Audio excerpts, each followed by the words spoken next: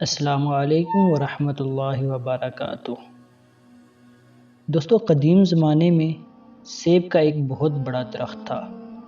اس درخت کے قریب ہی ایک چھوٹا لڑکا رہتا تھا۔ اس لڑکے کو روزانہ اس درخت کے پاس آنا اور کھیلنا اچھا لگتا تھا۔ وہ اس درخت کے اوپر چڑھ جاتا اور اس کے پھل توڑ توڑ کر کھاتا اور پھر اس کے سائے میں سو جاتا۔ وہ لڑکا اس درخت کو بہت چاہتا تھا اور اسی طرح اس درخت کو بھی اس لڑکے کے ساتھ کھیلنا اچھا لگتا تھا۔ وقت گزرتا رہا اور لڑکا بڑا ہو گیا۔ اب وہ پہلے کی طرح روزانہ اس درخت کے پاس کھیلنے نہیں آتا تھا۔ ایک روز وہ نوجوان درخت کے پاس آیا۔ وہ مایوس لگ رہا تھا۔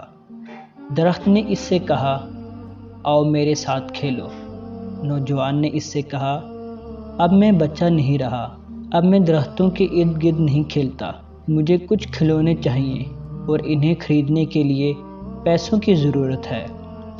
اس وقت درخت نے کہا، مجھے افسوس ہے، میرے پاس پیسے تو نہیں ہیں، لیکن میرے اوپر جو سیب لگے ہوئے ہیں تم انہیں توڑ کر بیچ سکتے ہو۔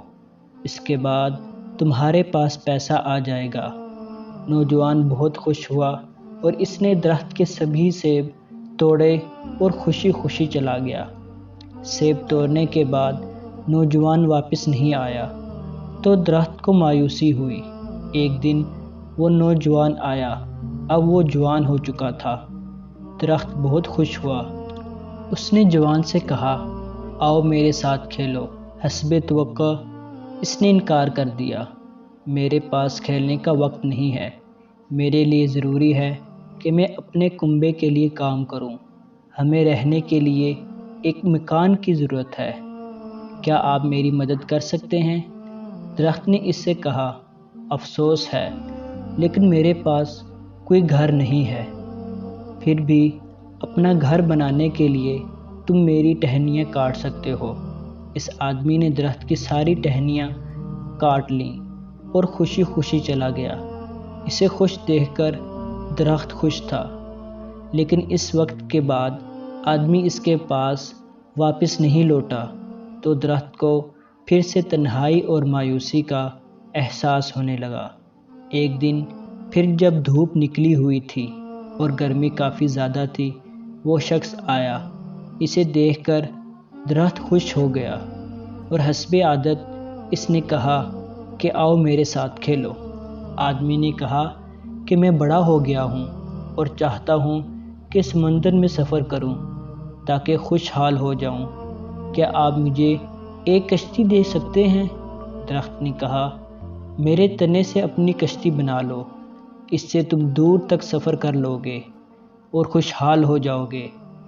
آدمی نے کشتی بنانے کے لیے درخت کا تنا کاٹا اور سمندری سفر کے لیے نکل پڑا اور کافی زمانے تک نہیں لوٹا۔ سالوں بعد وہ شخص پھر آیا۔ درخت نے اس سے کہا، اے میرے بیٹے، مجھے افسوس ہے، لیکن میرے پاس اب کچھ نہیں بچا ہے جو میں تمہیں دے سکوں۔ تمہارے لیے ایک سیب بھی نہیں بچا ہے۔ اس آدمی نے کہا، کوئی بات نہیں، میرے پاس اسے کھانے کے لیے دانت ہی نہیں ہیں۔ درخت نے کہا، میرا تنا بھی نہیں بچا کہ تم اس پر چڑھ سکو۔ ایک شخص نے کہا، اس پر چڑھنے کی اب میری عمر نہیں رہی۔ درخت نے کہا، اور اس کی آنکھوں سے آنسو جاری تھے، حقیقت میں اب تمہیں کچھ نہیں دے سکتا۔ آخری چیز جو میرے پاس ہے وہ میری جڑیں ہیں۔ اس وقت اس آدمی نے کہا، اب مجھے زیادہ چیزوں کی ضرورت نہیں ہے۔ اب مجھے ایک ایسی جگہ چاہیے جہاں میں آرام کر سکوں۔ زندگی بھر کام کر کر کے میں تھک چکا ہوں۔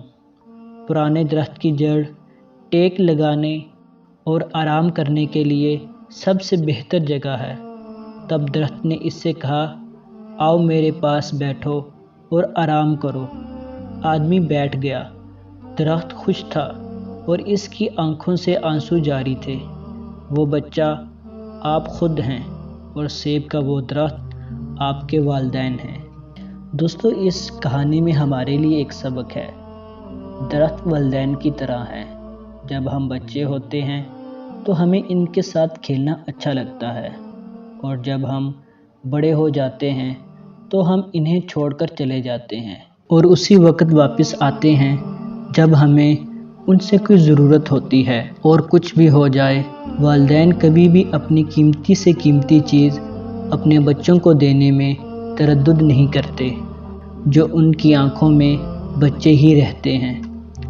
اللہ تعالیٰ سے دعا ہے کہ اللہ تعالیٰ ہمیں اپنے والدین کی قدر کرنے کی توفیق عطا فرمائے اور ان کا سایہ ہمارے سروں پر ہمیشہ قائم رکھے۔ آمین ثم آمین۔